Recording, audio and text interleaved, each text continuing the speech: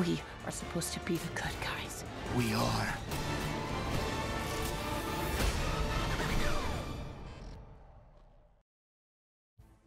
Cinq ans d'attente.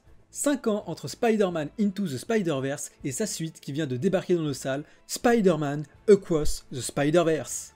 Et il ne les a clairement pas volés ces 5 ans, car oui, ça valait carrément le coup d'attendre aussi longtemps. Bonjour à tous et bienvenue pour cette nouvelle critique sur le tout nouveau film d'animation de Sony Pictures, Spider-Man Across the Spider-Verse, réalisé par Kemp Powers, Joaquim Dos Santos et Justin K. Thompson. Suite directe d'Into the Spider-Verse et deuxième d'une trilogie, avec pour dernier film Beyond the Spider-Verse. Celui-ci est prévu pour avril 2024. Donc heureusement, on n'aura pas à attendre aussi longtemps. Un an après les événements du premier Spider-Verse, Miles est devenu le nouveau Spider-Man de son univers. Il doit jongler entre vie de famille et vie super-héroïque. Son quotidien sera alors bouleversé quand Spider-Gwen le recontactera. Il fera alors la rencontre d'une société composée de Spider-Héros d'autres dimensions, réunis pour contrer une menace multiverselle. Cette critique est garantie sans spoil majeur. Néanmoins, je vous conseille de regarder le premier opus, car certains éléments de l'intrigue seront essentiels pour comprendre pleinement cette suite. Mais qu'est-ce que j'ai pensé de ce second opus? Bah écoutez, que dire? Ce fut incroyable, voilà. C'est une bombe, une dinguerie, un ovni. Si Avatar 2 a repoussé les techniques du live-action, alors ce Spider-Man a repoussé les limites du film d'animation. On a affaire à un nouveau standard en termes de style d'animation, de mise en scène. Mais bordel, la mise en scène quoi! Le scénario est aussi bon que le premier, les personnages toujours attachants, une musique au top, tout est un cran au-dessus du premier. Plus qu'un film à réussir et on aura la meilleure trilogie de super-héros de tous les temps et de l'animation. Rien que ça. Enfin, calmons-nous, il reste encore un film à réussir et parlons déjà plus en détail de ce Spider-Verse 2 et on va commencer par ce qui saute aux yeux et qui mérite tous les éloges, la réalisation. Là c'est simple, on est là. La mise en scène, les plans de caméra, les panoramas, les couleurs et surtout le mix des styles d'animation différents. Non, vraiment, tout est parfait. Tout s'enchaîne avec fluidité et la caméra virevolte comme les Spider-Man, sans compter les acrobaties et les animations, des chorégraphies millimétrées. Bon allez, pour faire chier, j'ai que deux petits défauts. Le monde de Gwen est certes magnifique avec ce style de peinture délavée, mais des fois c'est un peu too much sur les décors qui changent sans arrêt de couleur entre deux plans, où on va avoir un plan sur un personnage avec un fond de couleurs différentes, et quand on va revenir sur lui, le fond aura totalement changé. Bon, je trouve ça un peu too much. Puis aussi, lors de certaines grosses scènes d'action, quand Spider-Hero combattent notamment le Bad Guys, les personnages n'arrêtent pas de parler en même temps que l'action, et les scènes deviennent très vite surchargées en informations visuelles et audio, ce qui fait qu'on est parfois un peu perdu. Mais sur l'ensemble du film, ce n'est absolument pas dommageable, il reste incroyable sur tous les plans, et c'est une pépite visuelle. La musique aussi est très bonne et les personnages ont chacun droit à un super thème musical. Après, il faut aimer le style streetwear hip-hop, urbain, un petit peu cyberpunk aussi. Chaque univers a son style visuel bien à lui, et le concept du multiverse est vraiment bien exploité. Et il y a même des surprises. Bref, c'est agréable à regarder à tout point de vue.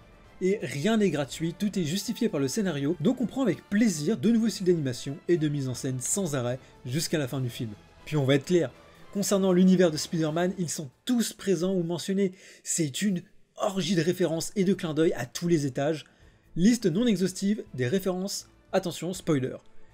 La série des années 60, Venom, Spider-Garfield, Spider-Maguire, Spider-Holland, Ultimate Spider-Man, Web-Slinger, Spider-Punk, le Spider-Man original des comics, Skull Spider, Spider-Woman, Spider-Man PS4, on est au paradis de Spider-Man, et avec le délire du multiverse, tout est justifié, et ce qui est bien, c'est qu'il ne s'attarde pas dessus, ça reste du décor en arrière-plan et de l'easter eggs, donc tout cela ne gêne en rien la compréhension ou le rythme du film. T'es comme un renard dans un poulailler, tu sais que tu vas te régaler et hurler, mais c'est quoi ce poulet ?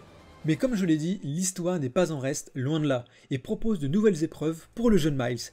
Confronté à d'autres Spider-Héros et à leur vision des responsabilités, le jeune Miles va en prendre plein la gueule émotionnellement durant tout le film. Globalement, l'histoire est une grosse mise en place, des enjeux pour la suite, mais c'est dans ce film que Miles va comprendre ce qu'il doit faire. Le film est beaucoup plus sombre que le précédent, et on assistera à de nombreux retournements de situation qui relanceront sans arrêt l'intrigue. Le film propose les thématiques de la solitude, comment trouver sa place tout en étant digne des grandes responsabilités qui nous incombent, déchiré entre le besoin de tisser des liens pour supporter ses responsabilités et celui de devoir les rompre pour assumer ces mêmes responsabilités. Et ce sont des questions et des thématiques qui vont toucher nos trois personnages principaux, Miles, Gwen et Miguel, qui vont chacun affronter le fait de devoir faire des sacrifices. Et les personnages, parlons-en, ils sont tous attachants, t'as envie d'être pote avec tous les Spider-Héros, et nos Spider-Man principaux ont tous un développement intéressant, ayant à affronter les mêmes épreuves, mais faisant des choix différents, mais compréhensifs. Chaque personnage a une bonne raison de réagir comme tel, ce qui renforce l'empathie pour eux. Miles partage beaucoup plus l'affiche avec Gwen, ils ont un parcours similaire mais sauront faire des choix différents. Miguel O'Hara, Spider-Man 2099, est celui qui a déjà subi le sacrifice ultime.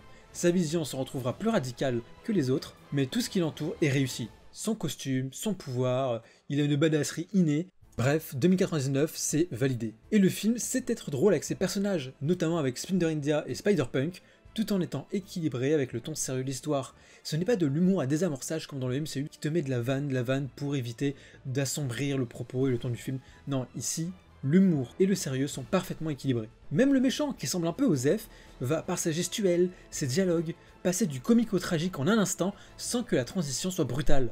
Et je peux vous assurer que il fait vachement pitié, puis à la fin du film, il fait vachement flipper.